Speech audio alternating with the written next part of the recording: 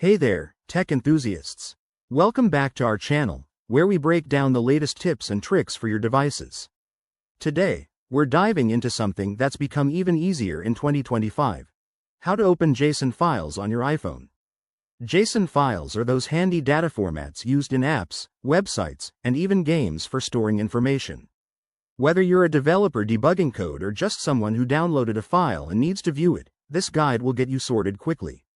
First things first, make sure your iPhone is running the latest iOS update. By 2025, iOS 19 or whatever comes next should have built-in enhancements for handling various file types. Start by opening the Files app, which is Apple's default file manager. It's the blue folder icon on your home screen.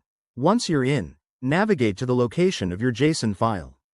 This could be in iCloud Drive, your Downloads folder, or even connected cloud services like Google Drive. Now, tap on the JSON file.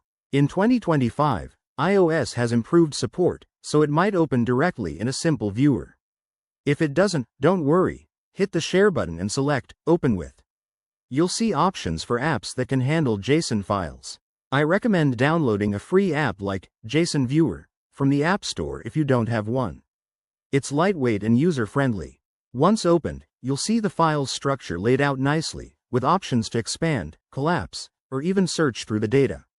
A quick tip: if your JSON file is from a specific app, like a game save or web data, check if that app has an import feature. Also, watch out for large files. They might take a moment to load.